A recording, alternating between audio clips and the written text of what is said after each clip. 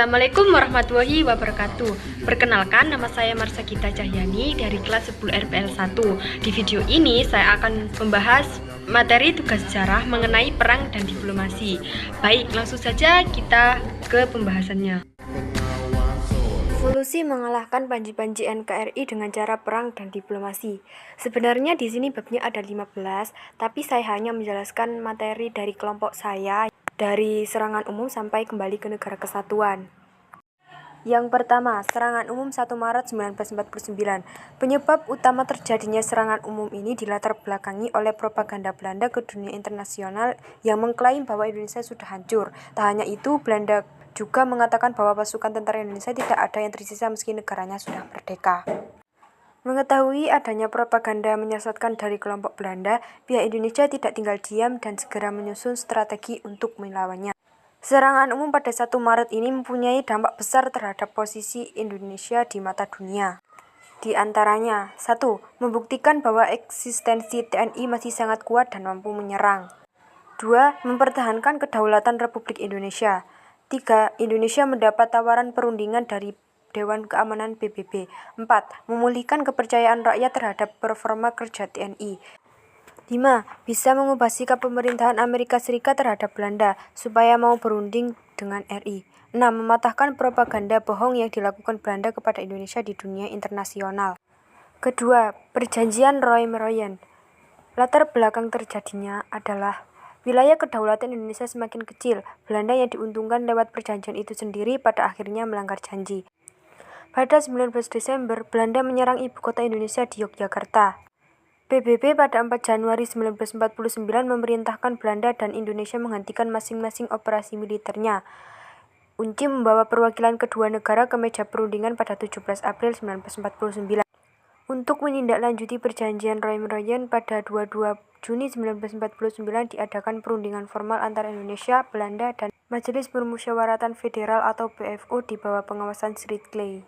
Hasil dari keputusan perundingan Roy-Meroyen ini adalah 1. Pengembalian pemerintah RI ke Yogyakarta dilaksanakan pada 24 Juni 1949. 2. Pasukan Belanda akan ditarik mundur dari Yogyakarta pada 1 Juli 1949. 3. Pemerintah RI kembali ke Yogyakarta setelah TNI menguasai keadaan sepenuhnya di daerah itu.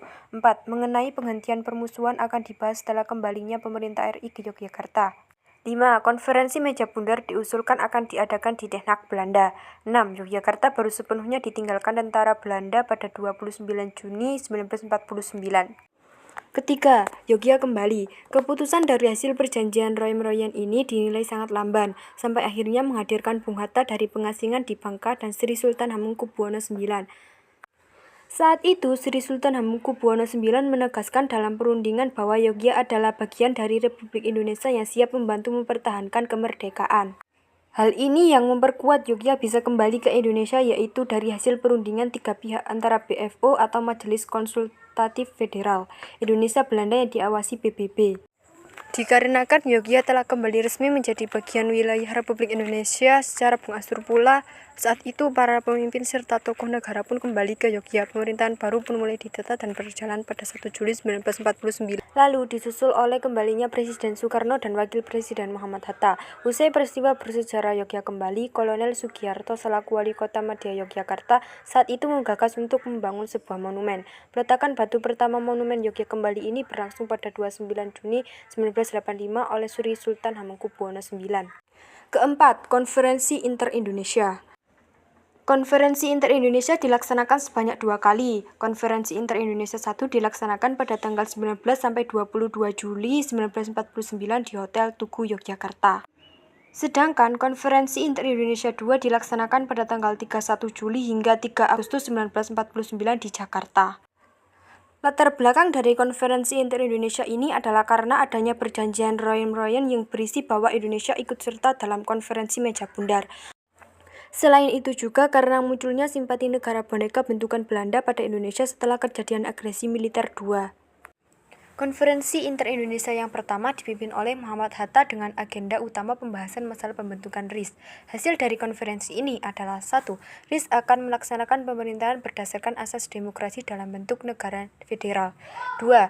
RIS akan dikepalai oleh seorang presiden konstitusional dan dibantu oleh menteri-menteri. 3. Presiden dan Menteri akan bertanggung jawab kepada Dewan Perwakilan Rakyat atau Legislatif. Konferensi Inter-Indonesia yang kedua. Dalam konferensi ini, permasalahan yang dibahas adalah masalah pokok yang telah disetujui pada Konferensi Inter-Indonesia yang pertama di Yogyakarta. Secara lebih detailnya, beberapa kesepakatan yang dihasilkan pada konferensi ini antara lain: 1. Diputuskannya bahwa bendera RIS adalah Sang Merah Putih. 2. Lagu kebangsaan adalah Indonesia Raya. Yang ketiga, ditegaskannya bahwa bahasa resmi RIS adalah bahasa Indonesia.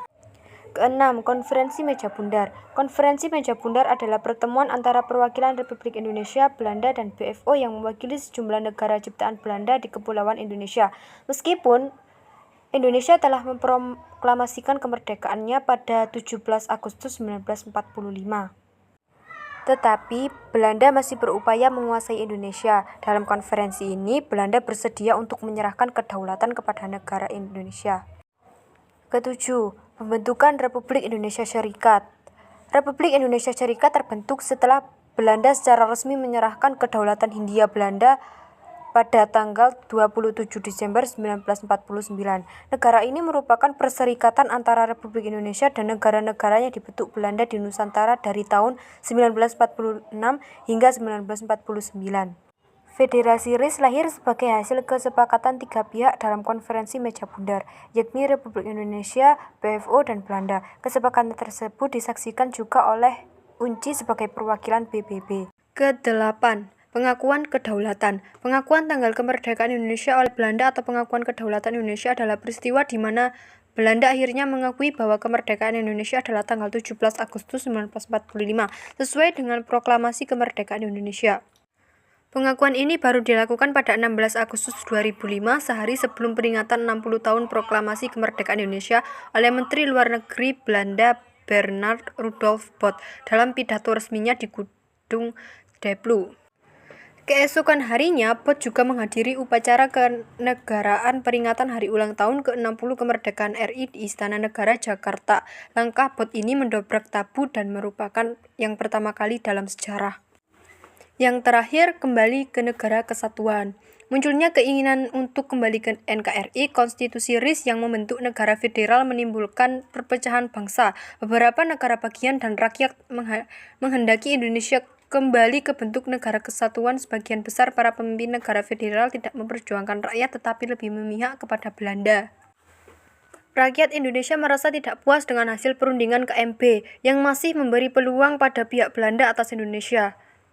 Bentuk negara federal di Indonesia adalah bentukan kolonial Belanda yang tidak sesuai dengan cita-cita proklamasi kemerdekaan 17 Agustus 1945. Pembentukan negara-negara bagian di Indonesia tidak berdasarkan konsepsional, tetapi lebih berdasarkan kepada usaha Belanda untuk menghancurkan negara Republik Indonesia. Beberapa negara boneka bentukan Belanda yang semula ditujukan untuk melemahkan persatuan dan kesatuan Indonesia. Tetapi pada perkembangannya justru memiliki keinginan yang sama, yaitu menegakkan kembali Negara Kesatuan Republik Indonesia atau NKRI. Audio Jungle.